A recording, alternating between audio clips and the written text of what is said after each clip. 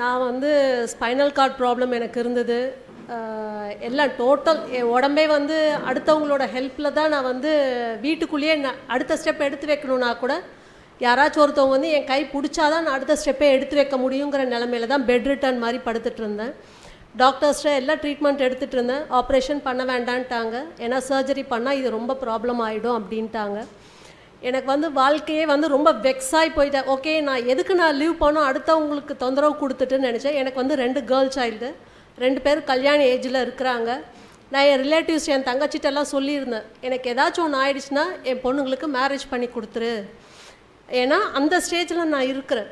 எனக்கு வந்து அடுத்த சோர்ஸ் எனக்கு எதுன்னே தெரில, எப்படி நான் ரெக்கவர் ஆவேங்கிற நம்பிக்கை கொஞ்சம் கூட கிடையாது. அட்மோஸ்ட் எண்டில் இருக்கிறேன். நான் அவ்வளோ ஒரு கஷ்டப்பட்டுட்டு என்ன எப்படி சொல்கிறதுனே தெரில. ஏன்னா நான் அவ்வளோ நான் கஷ்டப்பட்டேன். ஒரு 1 இயர் பக்கம் பெட் ரிட்டர்னாகவே இருந்தேன்.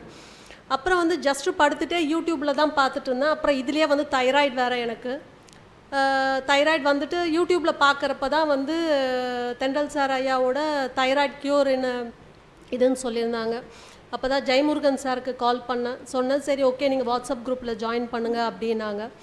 வாட்ஸ்அப் குரூப்பில் ஜாயின் பண்ணி அது ஒரு 5 டேஸ் நான் அந்த இதை எடுத்துகிட்டு இருந்தேன், ஃபாலோ பண்ணுறேன். யாரோட ஹெல்ப்பும் இல்லாத நானே பெட்லேருந்து ஏஞ்சி உட்கார ஆரம்பித்தேன். பட் எனக்கு தெரியல, என்னோடய நாலேஜ் இல்லாதவே இதெல்லாம் ஹேப்பன் ஆகுது. என்னை சுற்றி இருக்கிறவங்க எல்லாருமே இதை நோட் பண்ணுறாங்க. எப்படி திடீர்னு வந்து யாரோட ஹெல்ப்பும் இல்லாத ஆட்டோமேட்டிக்காக பண்ணுறாங்க அப்படின்னு. நான் வந்து வீட்டை வந்து அவ்வளோ க்ளீனாக வச்சுருப்பேன் ஃபஸ்ட்லாம். பட் 1 இயராக என்னால் எதுவுமே மெயின்டைன் பண்ண முடியல. வீடு ரொம்ப டர்ட்டாக இருந்தது.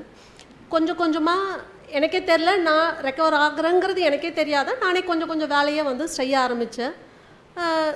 ஒரு ½ அன் ஹவர் செஞ்சுட்டு ரெஸ்ட் எடுத்துக்கிறது அப்படி இருந்தேன்.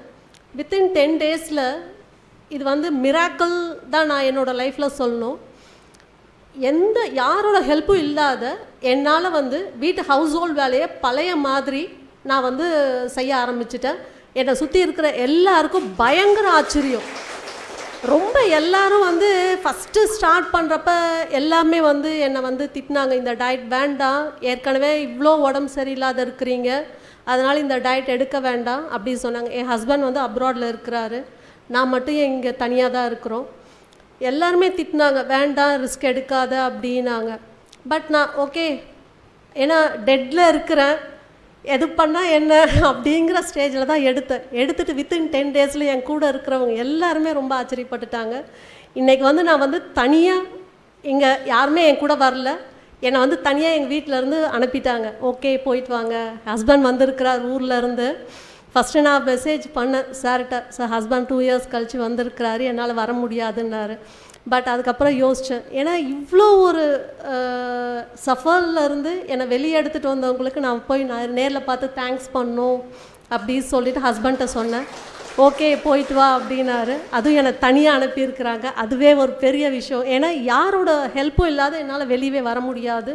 அப்படி இருந்தேன், வீட்டுக்குள்ளேயே இருக்க முடியாத நான் இன்றைக்கி தனியாக வெளியே வந்திருக்கிறேன். வெறும் இந்த ஜஸ்ட் 48 டேஸில். இது வந்து என்னோடய லைஃப்பில் வந்து இது வந்து மிராக்கிள் தான், பாபாவோட மிராக்கிள். இதெல்லாம் வந்து தெண்டலையா மூலியமாக எனக்கு வந்து நிகழ்த்தி இருக்கிறாரு. இது வந்து ரொம்ப பெரிய, இன்றைக்கி வந்து தைராய்டும் எனக்கு வந்து நார்மலாகிடுச்சு.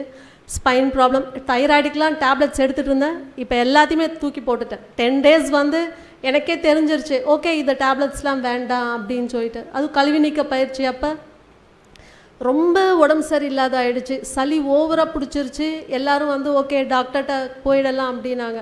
நான் இனிமேல் டேப்லெட்ஸே எடுக்க மாட்டேன், எல்லாம் நேச்சுரல் க்யூர் ஆகட்டும், 7 டேஸ் தானே, ஓகே 7 டேஸ் நான் வித்தவுட் டேப்லெட்ஸ் படுத்துருக்கிறேன் அப்படின்னு ரெஸ்ட் எடுத்தேன். சளி நார்மலாகிடுச்சு, எல்லா பயிற்சியும் எடுக்க ஆரம்பிச்சிட்டேன். இன்றைக்கி வந்து நான் ரொம்ப ஹாப்பியாக இருக்கிறேன். என் 2 பொட்ட பிள்ளைங்களும் வந்துட்டு இதே டயட் தான் அவங்களும் ஃபாலோ பண்ணுறாங்க. அவங்களாம் வந்து பயங்கர ஹாப்பி. என் பசங்க 2 பேரும் ஏன்னு சொன்னால் நான் ரெக்கவர் ஆனது எல்லாருக்குமே வந்து ரொம்ப ஹாப்பியாகிடுச்சு. ரொம்ப நன்றிங்கய்யா.